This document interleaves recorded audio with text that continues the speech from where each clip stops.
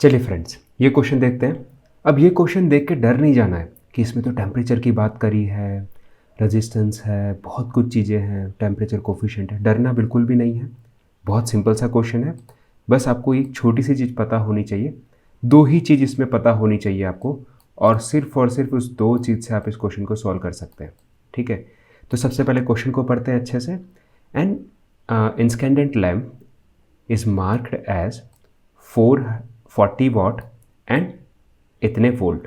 ठीक है, यानी पे इसने क्या कर, यहाँ पे इन्होंने क्या कर दिया, आपको वॉट और वोल्ट में ये रेटिंग दे दी है।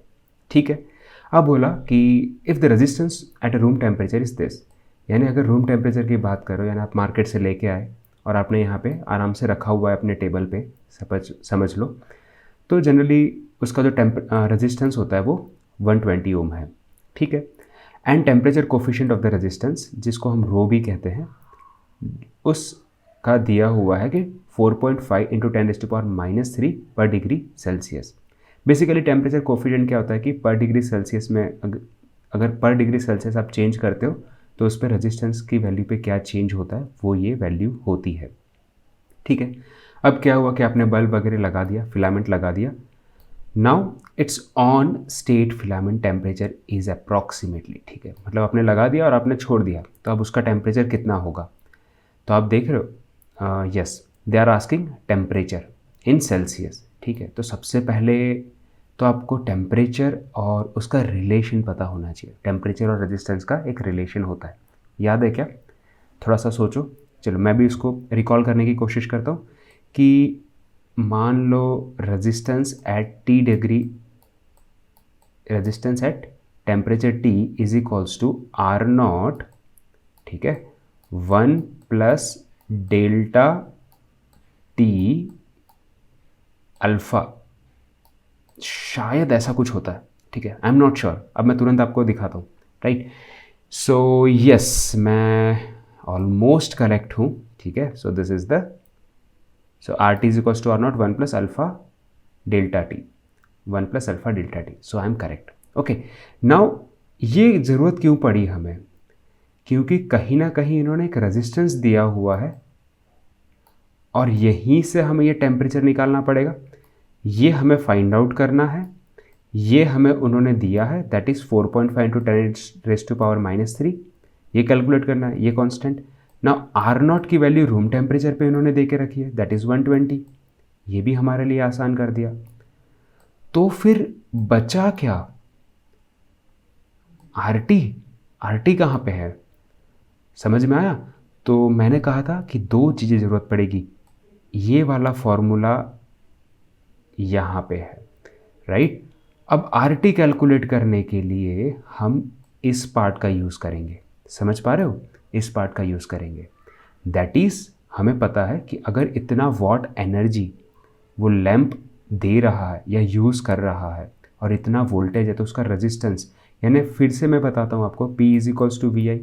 ये तीन चीज़ें, right, P is equals to V I होता है, V²/R होता है और I²R होता है। नाउ यू टेल मी कि यहाँ पे हम कौन सा यूज़ करेंगे तो हमें फ़ायदा होगा। ठीक है, वी आई यूज़ करके फ़ायदा होगा क्या? नहीं, हमें करंट के साथ कोई लेना देना नहीं है इस क्वेश्चन में। ठीक है, तो I²R से भी कोई फ़ायदा नहीं होगा। हमारे पास वोल्टेज है, हमारे पास पावर है। अगर मैंने ये यूज़ कर दिया ये वाला पार्ट, तो मैं ईजिली रेजिस्टेंस की वैल्यू कैलकुलेट कर सकता हूँ।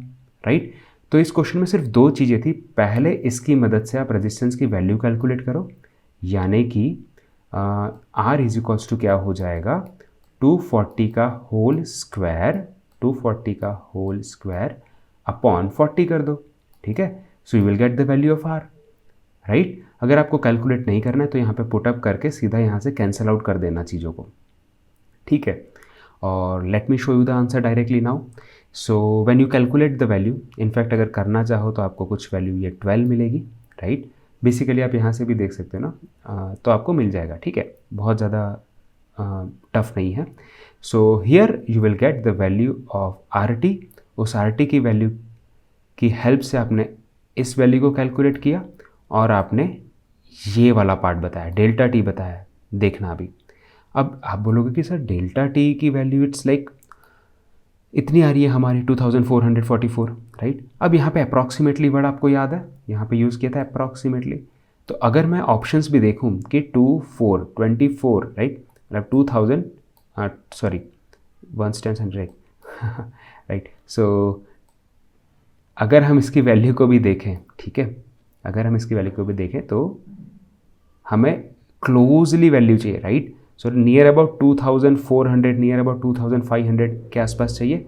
सो 2400 500 के आसपास कौन सी है, यही वैल्यू है, ठीक है। तो ये पार्ट अगर आप नहीं भी करते तो आप लॉजिकली बता सकते थे, राइट, क्योंकि आपका यहाँ पे आपको आइडिया मिल गया था कि 2400 के आसपास आपकी वैल्यू आनी चाहिए, ठीक है।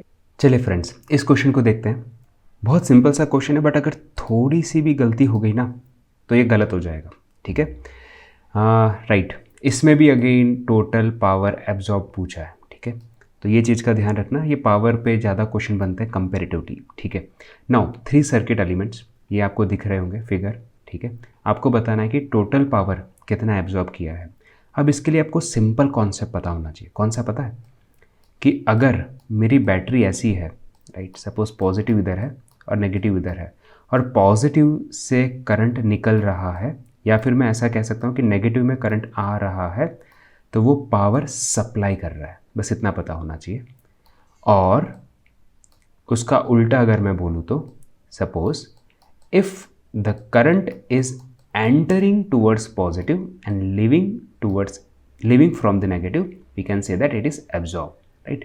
So they are asking basically total power absorbed. So as you can see here, from the positive it is entering, right?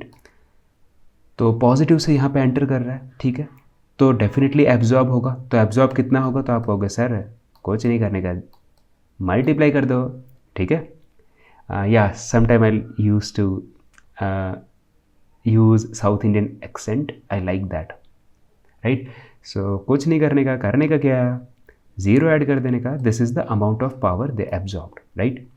Now if you observe carefully here, what will happen, positive से current बाहर निकल रहा है, right. So that means they are supplying the power. So ultimately 8 multiply by V करेंगे तो P is equals to VI मिलेगा ना, right, that is power absorbed, ठीक है। So ultimately you will say sir कुछ नहीं करने का, 640। And similarly if we apply the KCL वैसे देख के ही पता चल रहा है कि 10 यहाँ से आ रहा है, 8 इधर जा रहा है, तो डेफिनेटली 2 इधर ही जा रहा होगा, राइट। सो 2 की डायरेक्शन देखते हैं, क्या ये टूवर्ड्स है या अपोजिट है, क्या ये पॉजिटिव की तरफ आ रहा है, तो आप डेफिनेटली कहोगे कि हाँ सर ये पॉजिटिव से बाहर निकल रहा है और नेगेटिव के अंदर जा रहा है, right. So again it is supplying the power. So 2 multiply by करेंगे तो ये सप्लाई कर रहा है, right? So this is supplying, right? So if we add both of them, we will get 670, right? This is the supplying and this is absorb, right? So if we find the difference between these two, definitely we will get 330 absorb, ठीक है, क्योंकि absorb बड़ा है ना, तो 330 absorb करेगा। Okay, I hope you understood. Thank you so much.